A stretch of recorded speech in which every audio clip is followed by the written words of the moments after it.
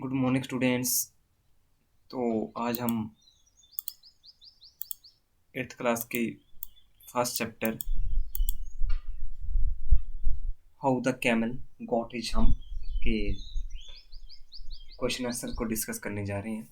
और जैसा कि लेसन में आपने पढ़ा कि किस तरह जो डॉग, हॉर्स और ऑक्स होते हैं उनको काम करना पड़ता है, और जो लेजी कैमल होता है वो मिडल ऑफ डेजर्ट में रखता था और कोई भी काम नहीं करता था। और बाद में क्या हुआ, उसको इसी कारण उसकी एक जो बैग थी उस पर एक हम्प आ गया और बाद में उसने काम करना शुरू कर दिया। तो ये सब हमने लेसन के दौरान पढ़ा था। तो उसी से रिलेटेड ही कुछ सिंपल क्वेश्चन है जो कि एग्जाम में भी आते हैं।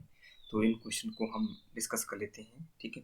और क्वेश्चन को अपना बिल्कुल ध्यान से समझ लेना है ताकि आपको ये बार बार लर्न ना करने पड़े, ठीक है। इनके जो टफ वर्ड है उनके मीनिंग आपने अंडरस्टैंड कर लेने हैं, ओके। तो लेसन को हम स्टार्ट करते हैं। सो फर्स्ट क्वेश्चन है यहाँ पे, बट टास्क, ठीक है। टास्क का मीनिंग होता है work. Do you think were assigned to the dog and ox, okay. Assigned का मीनिंग होता है किसी को काम सौंपना, ठीक है। तो यहाँ पे लीडर क्वेश्चन पुट कर रहा है कि जो डॉग और ऑक्स थे लेसन में उनको क्या काम सौंपे हुए थे, ओके। टास्क का मीनिंग मैंने बता दिया वर्क, और साइन का मीन सौंपना, कि जो डॉग और ऑक्स थे उनको लेसन में क्या काम सौंपे हुए थे। सो आंसर आप लिख सकते हैं सिंपल लैंग्वेज में, ओके।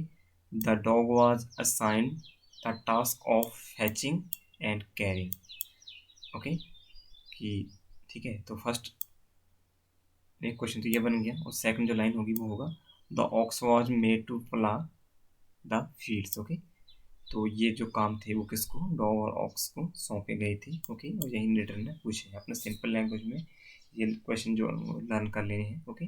और इनको अंडरस्टैंड भी कर लेना, ठीक है। बार बार इनको पढ़ने की जरूरत नहीं है, एक बार अपने लर्न कर लिए तो आपको ये क्लियर हो जाएंगे, ओके।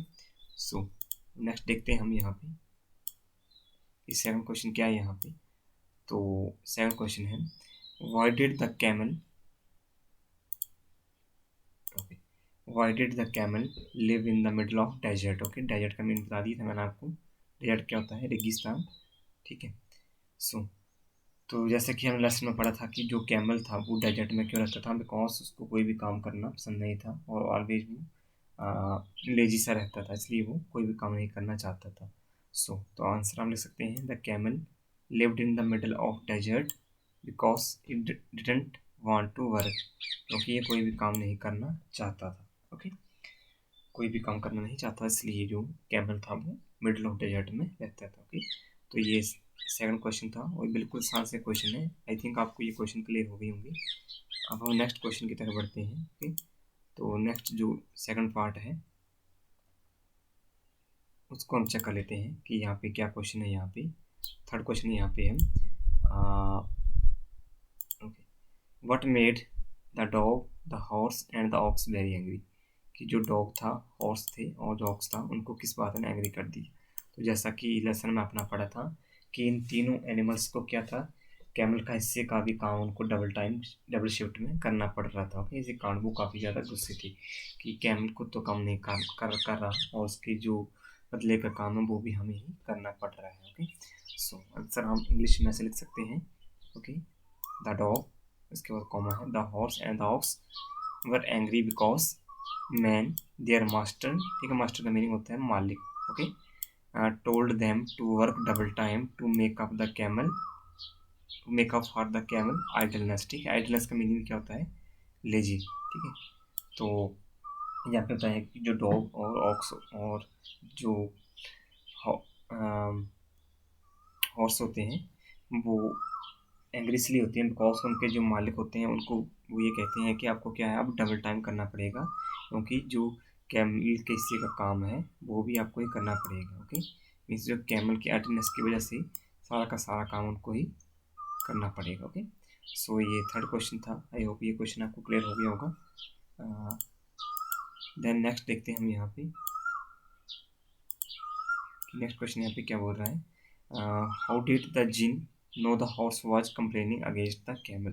तो नेक्स्ट ये है कि जिन को किस तरह पता चला कि जो हॉर्स है वो कंप्लेन कर रहा है कैमल की। तो लेसन के दौरान आपने पढ़ा था कि जो हॉर्स होता है वो जिन से कैमल की कंप्लेन करता है कि ये जो एनिमल है एक मिडिल ऑफ डेजर्ट में रहता है आराम से और कोई भी काम नहीं करना पड़ता है और इसके हिस्से का काम भी हमें करना पड़ता है। तो इस क्वेश्चन का आंसर हम देखते हैं कैसे हम लिख सकते हैं। The jinn was the master of desert. Okay, तो जिन क्या था, डेजर्ट का मालिक था। So he was able to know easily which the animal with a long neck and long leg was. Okay, तो ये लाइन भी हमने पढ़ी थी। तो जैसा कि लेसन क्वेश्चन में बताया गया है कि जो जिन था वो मालिक था किसका, डेजर्ट का, और उसको पता था आसानी से, या इसको इसलिए पता होगा कि जो हॉर्स है वो किस एनिमल की बारे में बात कर रहा था जिसकी की क्या थी, लॉन्ग नेक थी, लॉन्ग गर्दन थी। ओके, और लंबी टांगे थी। ओके, तो निश्चय ही जो हॉर्स था वो कैमल के बारे में कंप्लेन जिनसे कर रहा था। ओके, तो ये कुछ क्वेश्चन थे जो कि आज हम डिस्कस किए। आप इन क्वेश्चन को अच्छी तरह नोट डाउन कर लेना और नेक्स्ट टाइम हमारी जो क्लास होगी वो लाइव ही होगी। आई थिंक कल हम लाइव क्लास हम स्टार्ट करेंगे। Okay, so thank you.